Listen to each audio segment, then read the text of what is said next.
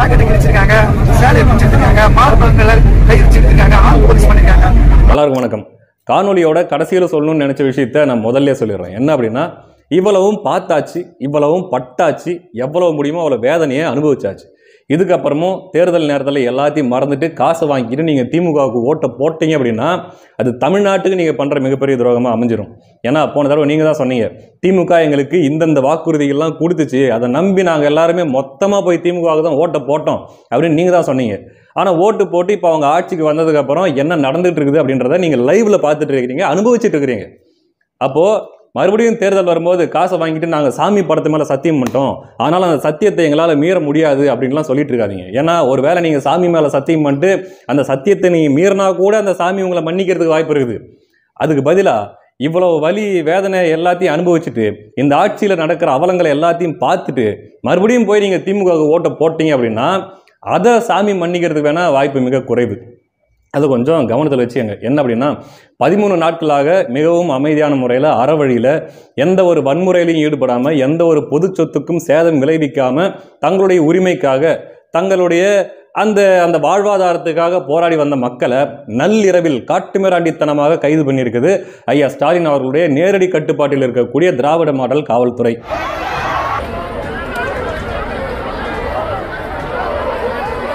நீங்கள் இந்த காட்சியை பாருங்கள், அங்கே நின்றுட்டு இருக்கிற காவல்துறையினரோட எண்ணிக்கையை பாருங்கள்.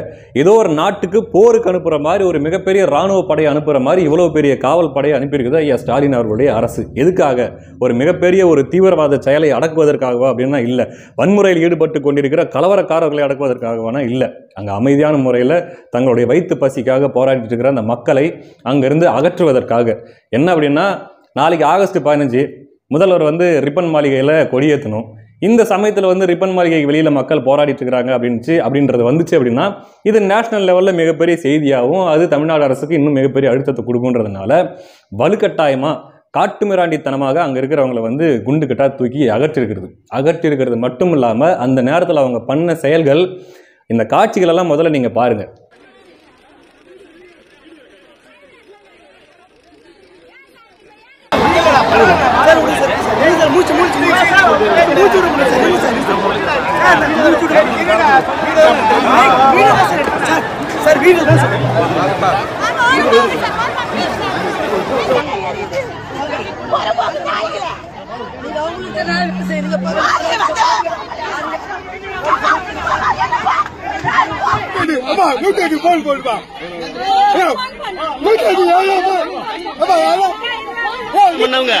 போராட்டத்தில் இருந்தவங்கள தள்ளி விட்டு அடிச்சிருக்காங்க போலீஸ்.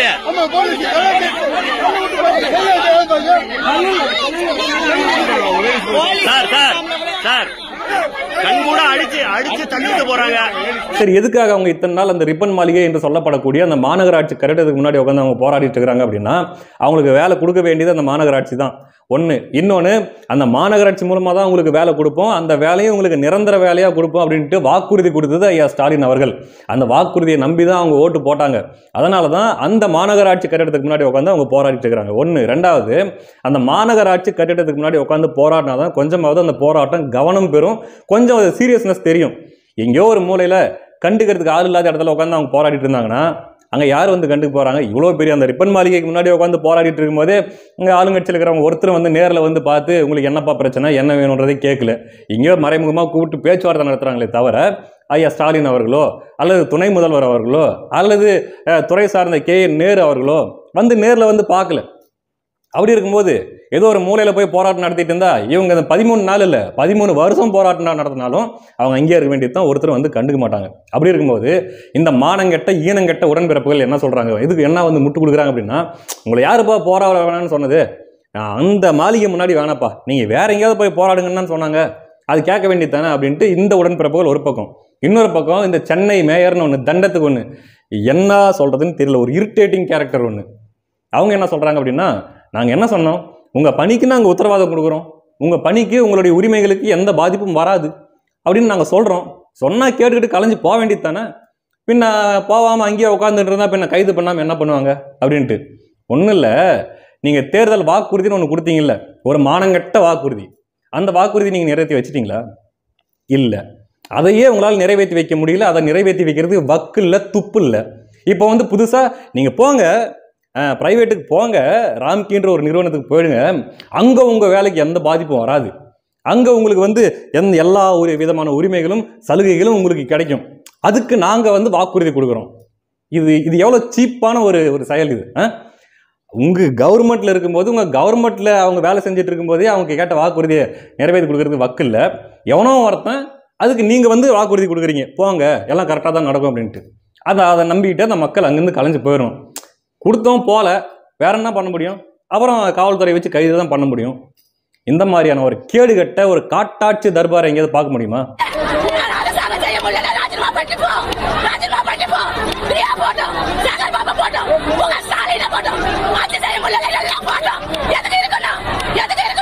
எப்படிங்க இவங்க கொடுக்குற அந்த மானங்கட்ட உத்தரவாதத்தை நம்பி இவங்க பிரைவேட்ல போய் வேலைக்கு போவாங்க, அல்லது வேற இடத்துல போய் உட்காந்து போராடுவாங்க? இப்போ காவல்துறை வருது, கைது பண்ணுறது வருது அப்படின்னா வடிவேல் மாதிரி வாங்க அப்படின்ட்டு எல்லாரும் போய் ஜீப்பில் உட்காந்துட்டு எல்லாம் போயிடுவாங்களா? கிடையாது. அவங்க எப்படியாச்சும் இந்த இடத்துல இருந்து எந்திரிக்க கூடாதுன்னு தான் நினைப்பாங்க. ஏன்னா ஒன்ஸ் அவங்கள அந்த இடத்துல இருந்து எழுப்பி வேற இடத்துக்கு கொண்டு போயிட்டா அதோட அவங்க போராட்டத்தை முடிச்சு விட்ருவாங்க. அவங்களோட வாக்குறுதி, அவங்க கேட்டிருக்கிற அந்த கோரிக்கைகள் எல்லாத்தையும் முடிச்சு விட்ருவாங்க. எங்கேயாவது போய் போராடு அப்படின்னு நம்பிச்சு விட்ருவாங்க. அதனால தான் இந்த இடத்துல இருந்து எந்திரிக்கக்கூடாது அப்படின்ட்டு அவங்க போராடிட்டு இருந்தாங்க. ஆனால் நாளைக்கு தான் கொடியேற்றணும் இல்லையா? அதனால வலுக்கட்டாயமாக நட்ட நடுராத்திரி அவங்கள வந்து இப்படி காட்டு மிராட்டித்தனமாக கைது பண்ணி போயிருக்கிறாங்க. அது ஏன் பகலில் கைது பண்ணியிருக்கலாமே? அதாவது நீதிமன்றம் உத்தரவு போட்டுருச்சு, அவங்கள அந்த இடத்துல இருந்து கலைந்து போகல அப்படின்னா கைது பண்ண சொல்லி உத்தரவு போட்டுருக்குது, ரைட்டு. அது என்ன மிட் நைட்டில் தான் கைது பண்ணணுன்ட்டு ஒன்றும் நீதிமன்றம் உத்தரவு போடலையே. அடுத்த நாள் காலையில் கூட கைது பண்ணியிருக்கலாமே. ஆகஸ்ட் 15 நாளைக்கு தானே, ஏன் ராத்திரியாக அந்த கைது பண்ணணும்? ஏன்னா பகல் டைமில் மக்கள் நடமாட்டம் அதிகமாக இருக்கும், அந்த போராட்டக்காரர்களுக்கு மக்களுடைய சப்போர்ட் இருக்கும். அதனால நட்ட ராத்திரியில் இது திருடனை பிடிக்கிற மாதிரி வந்து அங்கே பசிக்காக போராடிட்டு இருக்கிற மக்களை கைது பண்ணி கொண்டு போயிருக்கிறாங்க. உங்களுக்கு மட்டும் ஐயா கருணாநிதி அவர்கள் ராத்திரியில் கைது பண்ணப்ப, குண்டு கட்டா தூக்கிட்டு போனப்ப வலிச்சதில்லை? ஐயோயோ என்னை கொலை பண்ணுறாங்களே, வலிச்சதில்லை? அந்த மக்கள் இப்போ நடுராத்திரியில் கைது பண்ணால் அவங்களுக்கு வலிக்காதா? அப்போ உங்களுக்கு வந்தால் அது வலி, அவங்களுக்கு வலிச்சா அது வலி கிடையாது. இத்தனையும் ஐயா கருணாநிதி அவர்கள் போட்டதெல்லாம் அவருக்கு தெரியும், யாரும் ஒன்றும் பண்ண மாட்டாங்க, எதிர்கட்சி தலைவராக இருக்கிறப்போ என்னை தூக்கிட்டு போய் கொண்டு போடுவாங்களா? ஆனாலும் ஒரு நாடகத்தை அவர் போட்டார். ஆனால் உண்மையாகவே நீங்கள் இங்கே என்ன பண்ணீங்க? போய் அவங்கள அடித்து துன்புறுத்தி சட்டை கிழிச்சு, அந்த அங்கே பசங்களோட சட்டை கிழிச்சு தூக்கிட்டு போயிட்டு, அதில் நிறைய பெண்கள்லாம் பாருங்கள் மயக்கம் போட்டு விழுந்துருக்கிறாங்க. ஒருத்தர் ஒரு பொம்பளை பிடிச்சி தள்ளி விட்டு அவங்க போய் கீழே விழுந்து அவங்களால எந்திரிக்க முடியாமல் அவங்க படுத்துட்டு இருக்கிறாங்க. இவ்வளவு அராஜகங்களை போலீஸ் அங்கே அரங்கேட்டு இருக்குது.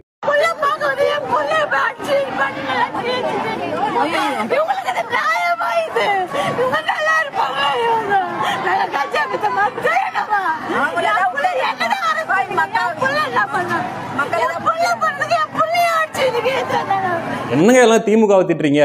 நீதிமன்றம் உத்தரவு போட்டுருச்சுங்க, நாங்கள் சட்டத்தை ரொம்ப மதிக்கிறவங்க பார்த்துக்கோங்க, எங்களுக்கு வேற வழி இல்லை, அதனால நீதிமன்ற உத்தரவை காப்பாற்றுறதுக்காக வேண்டி இவங்களை கைது பண்ணி அங்கேருந்து அப்புறப்படுத்த வேண்டிய ஆகிப்போச்சுங்க. யாரு? இந்த கேவலங்கெட்ட உடன்பிறப்புகள். ஆமாம், நீதிமன்றம் போட்ட எல்லா உத்தரவையும் ஐயா ஸ்டாலின் அவர்கள் நிறைவேற்றிட்டு தான் அங்கே மறு வேலை பார்த்துட்டு இருக்கிறாரு. ரொம்ப முன்னாடி பார்ப்போம். ஆனால் சமீபத்தில் பேருக்கு பின்னாடி ஸ்டாலின் அவர்களுடைய பேரை சேர்க்கக்கூடாது அப்படின்ட்டு உயர்நீதிமன்றம் ஒரு உத்தரவு போட்டுச்சு. என்ன பண்ணீங்க? நீதிமன்றம் உத்தரவு போட்ட அடுத்த நாள் ஐயா ஸ்டாலின் அவர்கள் வெளியிடுறாரு அந்த திட்டத்தை, நலம் காக்கும் ஸ்டாலின் திட்டம் அப்படின்ட்டு. ரொம்ப நீதிமன்றத்தை நீங்கள் மதிச்சிட்டீங்க. அதுக்கப்புறம் நீங்கள் உச்சநீதிமன்றத்துக்கு போய் மேல்முறையீட்டுக்கு போய் அதுக்கப்புறம் அந்த தடையை வந்து கேன்சல் பண்ணிட்டு வந்தீங்க. ஆனால் நீங்கள் மேல்முறையீடுக்கு போயிட்டு வர அந்த கேப்பில் தடை போட்டு வச்சிருந்த சமயத்தில் ஸ்டாலின் அப்படின்னு கொட்டை எழுத்துல போட்டிங்களே, அப்போ எந்த நீதிமன்ற உத்தரவை நீங்கள் மதிச்சிங்க? இதெல்லாம் ஒரு சாக்கு போக்கு உங்களுக்கு இல்லையா? என்னமா தப்பு பண்ண, வேற ஏதாவது தப்பு பண்ணுமா சொல்லுமா? வேத தண்ணி சிந்தி சாப்பிடுறோமா? எவ்வளவு குப்பாடுறோம்? பாவப்பட்ட மக்கள் திருப்பி கேட்க மாட்டாங்க, என்ன வேணா பண்ணலாம். ஆனா ஒண்ணு மட்டும் எழுதி வச்சுக்கோங்க, திமுகவோட அழிவு ரிப்பன் பில்டிங்ல இருந்து தொடங்குது. அது வேணா உறுதி. இந்த சம்பவத்தை, இந்த காட்டுத்தனத்தை மக்கள் மறக்க மாட்டாங்க, தேர்தல் வரைக்கும் மறக்க மாட்டாங்க. உண்மையிலேயே சூடு சொரணுகிற மக்களா இருந்தா தேர்தல் வரைக்கும் இந்த விஷயத்தை அவங்க மறக்க மாட்டாங்க. ஏன்னா நீங்க பண்ணிருக்கிற அராஜகம் அப்படிப்பட்ட அராஜகம். இவ்வளவு பெரிய அலங்கோலம் நடந்துட்டு இருக்குது. சென்னையோட ஒரு பகுதியே பத்தி எரிஞ்சிட்டு இருக்கிற அளவுக்கு ஒரு அலங்கோலம் அங்கே நடந்துட்டு இருக்குது. ஆனா நம்ம முதல்வர் என்ன பண்ணிட்டு இருக்காரு அப்படின்னா, சன் டிவி ஆஃபீஸ்ல போயிட்டு கூலி படம் பார்த்துட்டு இருக்கிறாரு. கூலி படம் பார்த்துட்டு வந்து துணை முதல்வரும் ரிவ்யூ போட்டுட்டு இருக்கிறாங்க. அதான் சமூக வலைதளங்களில் இப்போ சமீபத்தில் நேரத்திலிருந்து அதிகமாக பயன்படுத்தப்படுற வார்த்தை என்ன அப்படின்னா, நீரோ மன்னன் அப்படின்ட்டு. ரோம் நகரம் எரிஞ்சிட்டு இருக்கும்போது நீரோ மன்னன் பிடில் வாசிச்சுட்டு இருந்தான் அப்படின்ற மாதிரி சென்னையின் ஒரு பகுதியே எரிஞ்சிட்டு இருக்குது. ஆனால் முதல்வர் பாருங்க கூலி படம் பார்த்துட்டு இருக்கிறாரு. அங்கே கூலி தொழிலாளிகள் எங்களுடைய வயிற்று பொழப்புக்கு நாங்கள் எங்களுக்கு என்னங்க பண்ணுறது, எங்களுக்கு செய்கிறேன்னு சொன்னது தாங்க நாங்கள் கேட்குறோம் அப்படின்ட்டு அவங்க வாயிலையும் வயிற்றுலையும் அடிச்சுட்டு கதறும்போது அவங்க மேலே இந்த போலீஸ் போயிட்டு ஒரு கொடூரமான மிருக தாக்குதல் நடத்திருக்குது. ஒன்றும் இல்லை, வெறும் அடிக்கிறது, கீழே தள்ளி விடுறது, தூக்கிட்டு போகிறது, இழுத்துட்டு போகிறது, அதை மட்டுமே அவங்க பண்ணல. கூடுதலாக வேற சில வேலைகளையும் செய்ததாக சிலர் சொல்றாங்க. அது என்னன்னு நீங்க கேளுங்க. பெண்களுடைய பாக்கெட்டை கிழிச்சிருக்காங்க, சேலையை பிடிச்சிருக்காங்க, மார்பகங்களை கை வச்சிருக்காங்க, போலீஸ் பண்ணிருக்காங்க. கேட்க நாதி இல்லாத ஒரு எளிய அப்பாவி மக்கள் மேல ஒரு மிகப்பெரிய வன்முறையை ஏவிட்டு இருக்குது ஐயா ஸ்டாலின் அவர்களுடைய திராவிட மாடல் அரசு. அவங்களுடைய குரல் அதிகாரத்தில் இருக்கிறவங்களே கேட்கல, அவர்களுடைய குரல் முதல்வருக்கு கேட்கல.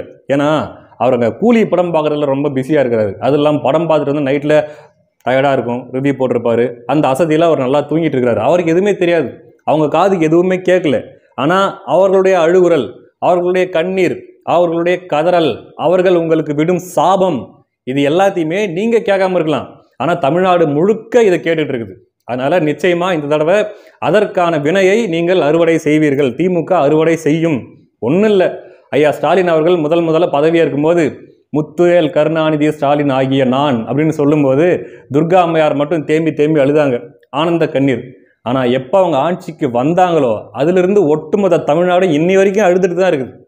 அதனால் இது எல்லாத்தையுமே மனசில் வச்சுட்டாவது, இந்த காட்சிகளை எல்லாம் பார்த்துட்டாவது, இதுக்கு மேலே அவங்க வாக்குறுதின்னு ஏதாவது கொடுத்தாங்கன்னு வச்சுங்களேன், நாங்கள் உங்களுக்கு இதை செய்கிறோம் அப்படின்ட்டு திமுக காரன் எவனாச்சும் வாக்குறுதி கொடுத்தான்னா என்ன பண்ணும் அப்படிங்கிறத நீங்களே முடிவு பண்ணிக்கங்க. ஏன்னா வாக்குறுதி கொடுத்துட்டு ஏன்பா நீ அதை நிறைவேற்றலைன்னு கேட்டால் என்ன கதியாகுதுன்னு நீங்கள் பார்த்துட்டு இருக்கிறீங்க இல்லையா? நீ செஞ்சதை செய், நீ செய்கிறேன்னு சொன்னதை செய்ப்பா அப்படின்ட்டு கேட்டதுக்கே அங்கே அடி மேலே அடி விழுந்துட்டு இருக்குது. அப்போ தேர்தல் வாக்குறுதி அப்படின்ட்டு திமுக காரங்க இந்த தடவை ஏதாச்சும் தூக்கிட்டு வந்தாங்க அப்படின்னா அதை அப்படியே சுருட்டி நீ உள்ள சொருவிக்க, அதாவது உன் பாக்கெட்டுக்குள்ள சொருவிக்கிட்டு நீ போயிரு, தேர்தல் வாக்குறுதின்னு தூக்கிட்டு எதையும் வந்துடாது அப்படின்ட்டு மக்கள் நீங்கள் தான் பார்த்து சொல்லணும். எல்லாத்தையும் பார்த்துட்டு இருக்கிறீங்க. பார்த்துட்டு 26 தேர்தல் அப்போ ஒரு நல்ல முடிவாக எடுங்க. அடுத்த காணொளியில் சந்திக்கலாம். நன்றி.